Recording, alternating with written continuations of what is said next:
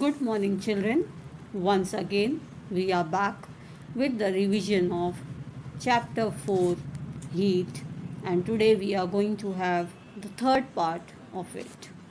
So, children, before starting with, if you remembered, in the last period, I have just left you with this picture of a cup in which the arrows of heat are coming out, and the other one in which the ice cream in which the arrows of heat are going inside, and both these actions are taking place in the room temperature. So why it is so? So here, children, I would like to tell you, when a cup is filled with hot tea, either hot water, heat flows from the cup to the surrounding air. And this transfer of heat goes on till the hot tea, coffee, or water and the surrounding air have the same temperature. Till then, both of them just give the hot tea gives on removing the heat from it. Similarly, an ice cream acquires the heat from the warm surrounding air. As a result, the ice cream will become warm and melt as the air around it will become warm. So, this is how the change in the temperature of both the object takes place, as we have already studied that heat transfers from an hot object to a cold object. Now, in the last period, we have already discussed about the transfer of heat that takes place in the process of conduction. So, when we talk of conduction, here the molecules, as I said, it takes place only in the solids. So, in the solid objects, so here the molecules that are present within the solids, they vibrate or jiggle in their own place, and due to which here the heat is conduct from the warm to the cold. Either the heat flows from the warm part to the cold part, and this is how it takes place in any of our conductor, that means in any of our wires or any of the other metal. Now, here is an activity for you where you have to identify the conductor and the insulator in the given picture. So here I have given you a picture where you have to show which part is inductor and which part is conductor. So here, since we have already studied what are conductors, so conductors are the substance through which heat passes easily. And here comes all your metals. Insulators are the substance through which heat cannot pass easily. So here comes your plastic, your rubber, your wood. So you might have seen in many of your pans, the pan has got a plastic handle, either a wooden handle. This is to protect us from the warmth that is transferred from this vessel to our hand. So this part is your insulator and this part will be your conductor. I hope, children, it is clear to you now what are insulators and what are conductors. Now here I have given you again one activity which you will be doing on your own. Here I have given you few material, okay, which are good conductors of heat. So you have to identify them, and the objects, either the materials are iron, water, wood, steel, air, plastic and copper. So you will identify them and you will write it down in your paper. I hope all of you are sitting there with the paper and a pencil. So please do it. This is your activity. Now children, as we have already studied about the solid objects, and yesterday in the period I have asked you how the transfer of heat will take place in the liquids and the gases. So children, for the answer to this one, liquids and gases are not very good conductors of heat. So here, how do they heat? The question is. So, here the process that is taking place is your convection. Convection is the method of the heat transfer which occurs in the liquids and in the gases.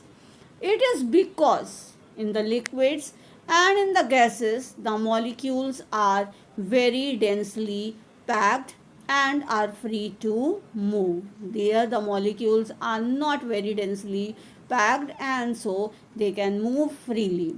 So again here I will tell you, here the arrangement of the molecules in the solids, as I told you, they are very closely packed, very densely packed. This is the arrangement of the molecules in the solids.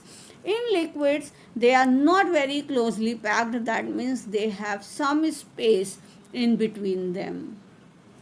So this is the arrangement of the molecules. Now here comes the arrangement of the molecules in the gases. So here the gases has got this type of arrangement of the molecules. That is why, since because of the arrangement of the molecules in the liquids and about the arrangement of the molecules in the gases, they can flow, they can move from one place to the other place. So this is also one of the reasons why the gas and the liquids they flow. It is because of the arrangement of the molecules, and that is why they are given the term as fluids. For observing convection process, we will be performing one activity. So the activity is what? We will fill the beaker with a water which is gently placed with a crystal of potassium permanganate at the bottom of the beaker, and we will allow it to settle down and put the beaker on the flame, and then we will wait for the observation and we will record it. So this is how the process of convection will take place.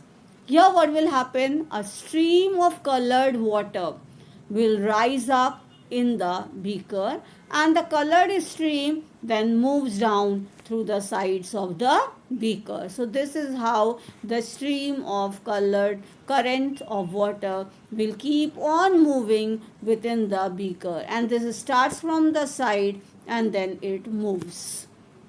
Now, how it is taking place, so we will have an explanation based on the same, either why it is taking place. When the beaker is kept on the flame, the water in contact with the bottom of the beaker gets warm. As hot water is lighter than the cold water, it rises up to the surface. I hope children you have understood. Here what is happening when the beaker is warm. So what will happen? The water inside will also be warm. It will become hot. Since the hot air, either the hot water is lighter than the cold one, so here the hot water will rise up and the cold water will come down. That means it will occupy the empty space that will be there by the hot water. Here the water from the sides moves to take its place. Meanwhile, the hot liquid at the surface will begin to cool, and slowly this process goes on. And here you can see how the current of water it goes on. This cold water, this hot water will be going up and the cold water will be coming down. So this is how this process of convection current takes place. It now, what is happening over here? It again sinks to the bottom, and this movement sets up the circulating stream of hot and cold water, and this is known as your conventional current. This results in heating the entire volume of your water. So here this convection current which goes on circulating within the water to heat, and thus the water within the beaker it becomes hot, either becomes warm after some time. So children, this was the activity which was based on your conventional current. Now, one question is exhaust fans. I feel all of you know what are exhaust fans. Yes, they are fitted near the ceiling of your kitchen. All of you might have seen these exhaust fans. They are always attached at the ceiling of your kitchen. Why? The reason is because the hot air or the gas which is there within the kitchen, it rises up being lighter, and the cool air, when exhausted by this fan, it comes down, and so it helps in maintaining the temperature of your kitchen. One more thing, how the ventilation takes place within our room. So here the ventilation in our room takes place with the help of your conventional current. One question was given in your assignment, and the question was why the air conditioners are attached at the top of your room. So here the question is, air conditioners are fitted at the higher level in the room. So the answer to this one is the cool air which sinks towards the floor, the warm air near the cools rises upward, and this process continues, resulting in the effective cooling of the room. So here also the conventional current is taking place. So here children, you might have seen in all the examples over here, the exhaust fan as well as your room ventilation as well as your air conditioners, how they work. All this is due to the conventional current that is taking place. I hope it is clear to you. So one again a question for you. Convection of heat takes place in the liquids and solids, liquids and gases. So the answer, I feel all of you know, and what will be the answer is liquids and gases. Convection takes place in liquids and gases. Now if I ask about conduction, yes, conduction takes place in solids. So it should be clear to you now, convection is taking place in the liquids and the gases, while your conduction takes place in the solids. One question for you to write is, why the room heaters are placed on the floor of a room. So we talked about the exhaust fans which are attached at the ceiling. We talked about the air conditioners which are attached at the height of your room, either at the higher place in your room. Now the question is, why the room heaters are placed on the floor of the room. So children, I hope you have understood what is convection now, and where all do we apply this convection current, either what are the applications of this convection current. Hope you have understood the topic. Thank you, Sairam, and we will meet again in the next